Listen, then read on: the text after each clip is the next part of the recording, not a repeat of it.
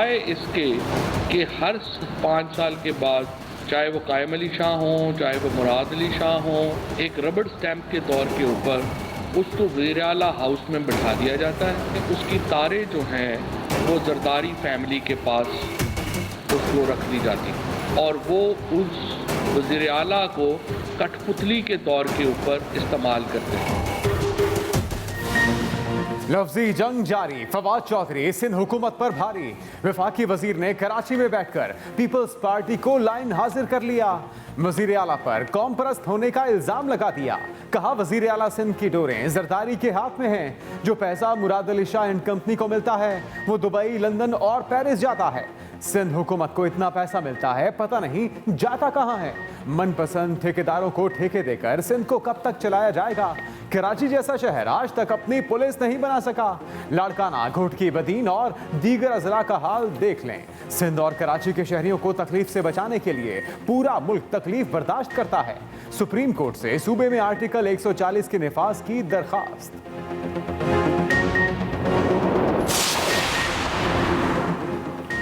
सिंध के वुज़रा का फवाद चौधरी को करारा जवाब। सईद गनी कहते हैं मरकज में मांगे तांगे की हुकूमत है।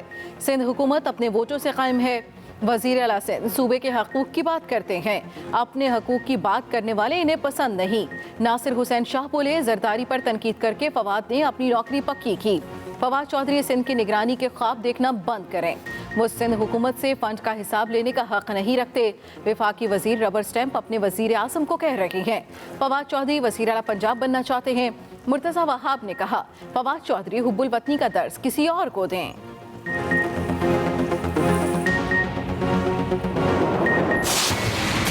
कुलभूषण यादेव का केस बिगाड़ने वाले मुस्लिम लीग नून है। हिंदुस्तान चाह रहा है कि उसे काउंसिल रसाई न दी जाए और हम इस बहाने की आड़ में दोबारा पाकिस्तान को इंटरनेशनल कोर्ट ऑफ जस्टिस में घसीटें। मुझे उम्मीद है कि हमारी ऑपोजिशन के मेंबरान हिंदुस्तान के चालों को समझेंगे। वज़ीर ख़ारजा ने कुलभूषण का केस खराब करने का जिम्मेदार नून लीग को करार दे दिया। शाह महमूद कुरैशी कहते हैं भारतीय दहशतगर्द के केस को नून लीग ने बिगाड़ा। हम आलमी अदालत की सिफारिशात पर अमल दरामद कर रहे हैं। भारत चाहता है कुलभूषण को कौंसलर रसाई ना दी जाए, पाकिस्तान दोबारा आलमी अदालत में जाए। उम्मीद है अपोजिशन नासमझी का मुजाहरा नहीं करेगी। अपोजिशन वाले भारत की चालों को समझें। ये भी कहा कि पाकिस्तान का अमरीका को हवाई अड्डे देने का कोई इरादा नहीं, इंतकाम नहीं, साफ और शफाफ एहतसाब पर यकीन रखते हैं। बिला वजह किसी की पगड़ी उछालने के कायल नहीं।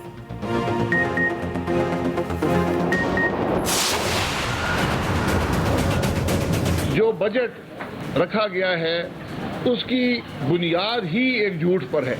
ये बजट है, इसको हम एटीएम बजट कहते हैं। जो इस हुकूमत ने एटीएम रखे जिनके खर्चात पूरे करते हैं। बजट झूठ, फ्रॉड और धोखा करार। नून लीग के वार। शाहिद खगन अब्बासी कहते हैं कि नए टैक्स ना लगाने का दावा झूठा है। हुकूमत ने 383 अरब रुपए के नए टैक्स लगाए। बजट की बुनियाद ही झूठ पर रखी गई। इस बजट से सिर्फ हुकूमती एटीएम्स को फायदा मिलेगा। शौकत तरीन ने वही तकरीर की जो 12 साल पहले पीपल्स पार्टी के दौर में की थी। असासे बेचकर आमदन नहीं बढ़ाई जा सकती। साबिक वजीर आजम का वुज़रा को चैलेंज। कहा जो हकायक पेश किए वुज़रा उसको झुठलाएं।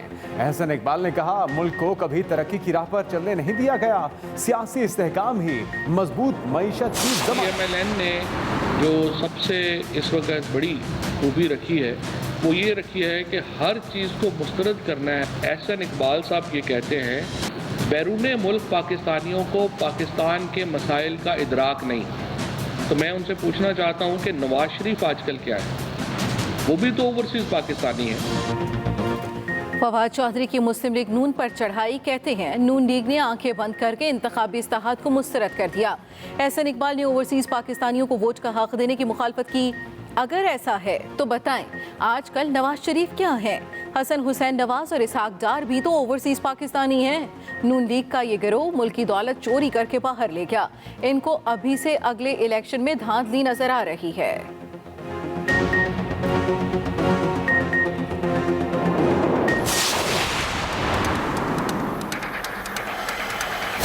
इलेक्ट्रॉनिक वोटिंग का इन्हें बड़ा दुख है, बड़ी तकलीफ है। ये इलेक्ट्रॉनिक वोटिंग पे नहीं जाना चाहते। क्यों? क्योंकि धांधली करनी है। आप चाहते हैं इलेक्शन लड़ना और जीतना गुल्लू भट्ट के नाम पे, ये अब हम आपको नहीं करने देंगे। हम अगला इलेक्शन जीतें या हारें, इलेक्शन इलेक्ट्रॉनिक वोटिंग पे होगा। किसी भी हद तक जाना पड़ा वो प्राइम मिनिस्टर इमरान खान जाएगा, ओवरसीज पाकिस्तानी को वोट का हक हर सूरत दिलवाएंगे।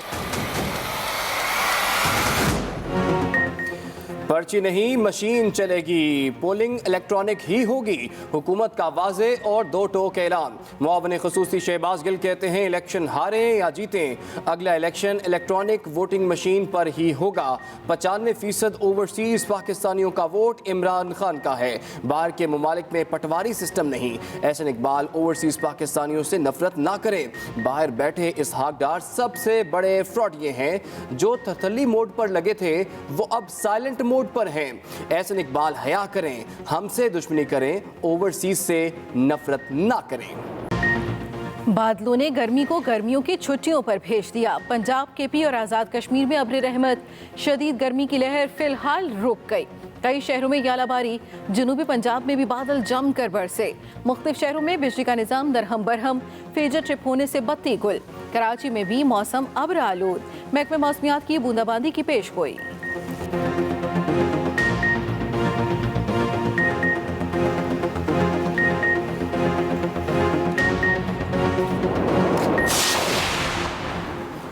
बिजली इजाफी मगर लोड शेडिंग फिर भी जारी। मुख्तलिफ शहरों में कई घंटे बिजली की बंदिश। कोयटा में बहरान संगीन हो गया। लोड शेडिंग का दौरानिया 12 से 14 घंटे पर पहुंच गया। लाहौर में जमात इस्लामी का इकबाल टाउन में लोड शेडिंग के खिलाफ एहतजाज, शदीद नारेबाजी।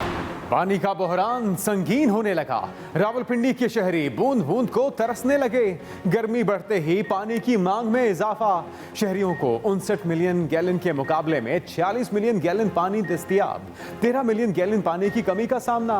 ज़ेरे ज़मीन पानी की सतह गिरने से ट्यूबवेल भी बहरान हल करने में नाकाम। शहरियों ने गाजी बरोथा से पानी लाने के मंसूबे पर फौरी अमल का मुतालबा कर दिया।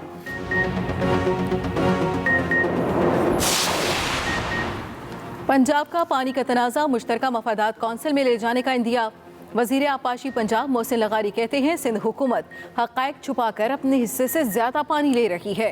हिसाब होना चाहिए पानी कहाँ जा रहा है। विफाक और पंजाब ने पानी की तकसीम और पैमाइश पर टीम बनाने का फैसला किया। पंजाब में पानी की आमद का डेटा इकट्ठा कर रखे हैं। इल्ज़ाम तराशी के बजाय हक़ाइक़ का सामना करके ही एक दूसरे के मसाइल हल हो सकते हैं।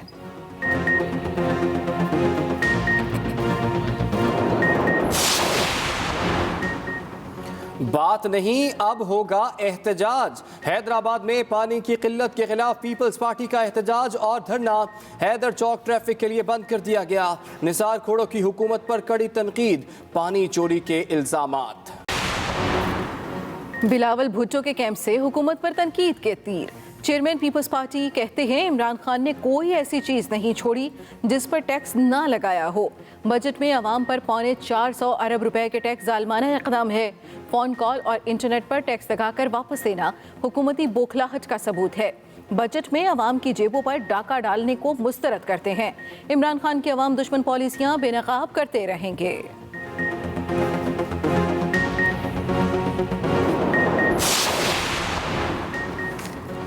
20 रुपए फी लीटर पेट्रोल की कीमत में इजाफे के लिए तैयार हो जाएं। रहनुमा पीपल्स पार्टी सलीम मांडवी वाला कहते हैं टैक्स इकट्ठा करने पर हुकूमत ने तबाही की। 27 अरब रुपए के नए टैक्स लगाए और कहते हैं कोई नया टैक्स नहीं लगाया। पेट्रोल और गैस की कीमतें बढ़ेंगी। चीनी पर सेल्स टैक्स आयद कर दिया गया, ये और महंगी हो जाएगी। बजट में इनडायरेक्ट टैक्स लगाकर आम आदमी की जेब काटी गई।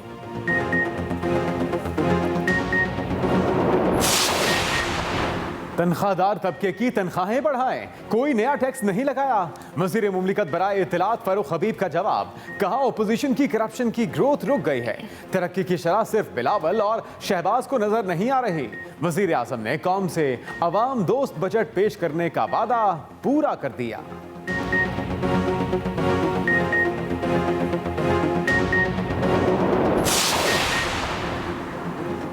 हम ख्याल इत्तेहादी और मुखालफीन बुज़दार से सब राजी। PTI हम ख्याल जनूबी पंजाब महाज और तरीन ग्रुप के मुतालबात मंजूर। इत्तेहादी जमात काफ लीग भी सूबाई बजट की मंजूरी में पूरा साथ देगी। पार्टी में मौजूद तीनों ग्रुपों से वादे पूरे कर दिए गए। वज़ीर आला पंजाब से मुस्लिम लीग नून और पीपल्स पार्टी के अरकान की भी मुलाकात। उस्मान बुज़दार की क़यादत पर मुकम्मल एतमाद का इजहार। वज़ीर आला ने कहा, मेरे दरवाजे सबके लिए खुले हैं, किसी की हक तलफी नहीं होने देंगे। साजिशें करने वालों की मनफी सियासत हमेशा के लिए दफन हो चुकी है।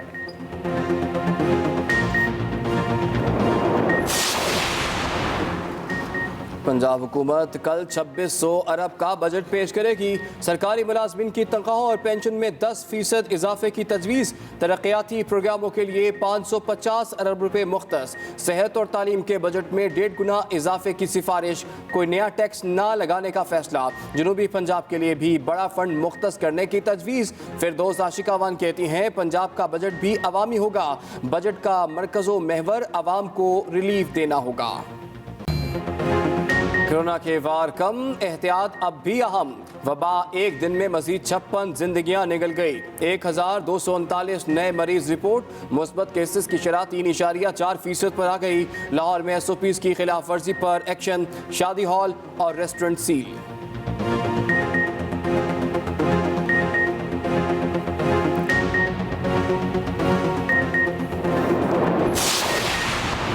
कराची में फटने वाली पानी की पाइपलाइन की 40 घंटे बाद मुरम्मत। जिला बस्ती और गुलशन इकबाल के शहरियों ने सुख का सांस लिया।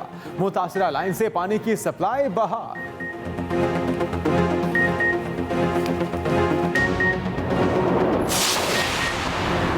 लापरवाही ने एक और नायाब डॉल्फिन की जिंदगी खतरे में डाल दी।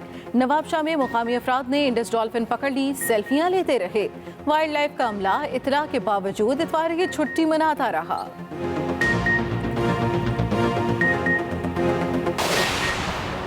G7 मुमालिक का चीन के मुकाबले में नए मंसूबे पर इत्तेफाक।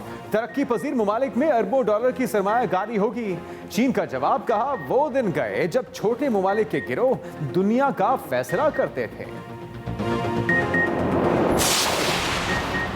सदर हो तो क्या, कानून सबके लिए एक है। ब्राजील के सदर को बगैर मास्क तकरीब में जाना महंगा पड़ा। 90 यूरो जुर्माना कर दिया गया।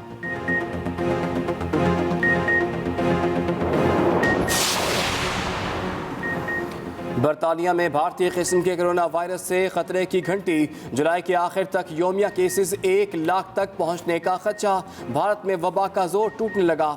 अमेरिका में 30 करोड़ से ज्यादा अफराद को वैक्सीन लगा दी गई।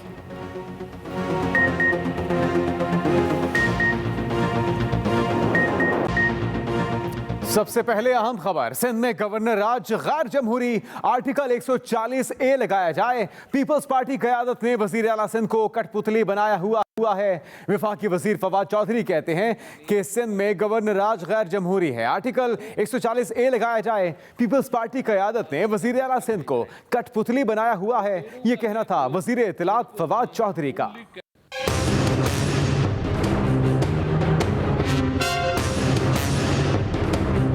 विफाकी वजीर इत्तलात फवाद चौधरी के एक तीर से 2 शिकार। गवर्नर हाउस कराची में न्यूज़ कॉन्फ्रेंस करते हुए सियासी हरीफ जमातों नून लीग और पीपल्स पार्टी पर एक साथ तनकीद के तीर बरसा दिए। हर 5 साल के बाद पीपल्स पार्टी का कोई एक आदमी स्टाम्प पेपर के तौर के ऊपर, एक रबड़ स्टैम्प के तौर के ऊपर उसको वज़ीर आला हाउस में बिठा दिया जाता है और पीछे से उसकी तारे जो हैं वो जरदारी फैमिली के पास उसको रख दी जाती।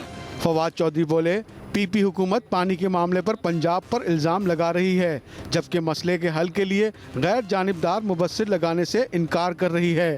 सिंध के चंद लुटेरे जिनका तमाम जो मकसद ही ये है कि वो अवाम के साथ जातियों पे जातियाँ कर रहे हैं, वो पानी के ऊपर भी यही कर रहे हैं। आपको नहीं पता कि ये प्रॉब्लम, फिर अगर सिंध के लोगों का इतना प्रॉब्लम है तो मुझे बताएं ना कि आसफ जरदारी साहब और उनकी बहन की ज़मीनों का पानी तो कभी कम नहीं हुआ। फवाद चौधरी ने सिंध में गवर्नर राज के इम्कान को रद्द करते हुए वाजे कर दिया कि आइन में इसकी गुंजाइश ही नहीं, बल्कि सूबे में आर्टिकल 140A के निफाज की ज़रूरत है।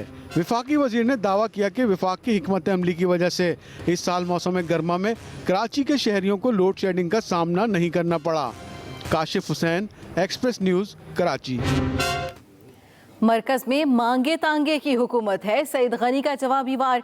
सईद गनी कहते हैं सिंध हुकूमत अपने वोटों से कायम है। उधर सूबाई वजीर नासिर हुसैन शाह कहते हैं कि आसिफ जरदारी पर तनकीद करके फवाद चौधरी ने अपनी नौकरी पक्की की। अहम खबर आप तक पहुंचाने सईद गनी ने कहा कि सिंध हुकूमत अपने वोटों से कायम है।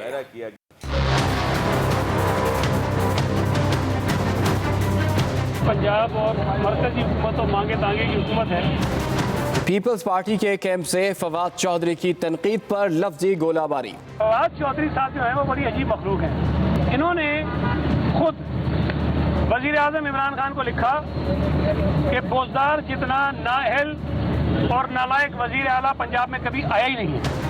वज़ीर तालीम सिंध सईद गनी ने कराची में मीडिया से गुफ्तगू करते हुए कहा कि वज़ीर आला सिंध सूबे के हुकूक की बात कर रहे हैं।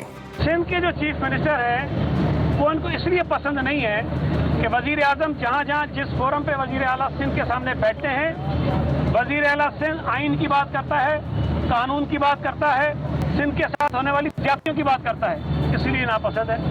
और मैं नहीं कहता, शेख रशीद ने खुद ये कहा था कि फेडरल गवर्नमेंट को अगर कोई शख्स टफ टाइम देता है तो वो मुराद अली शाह देता है।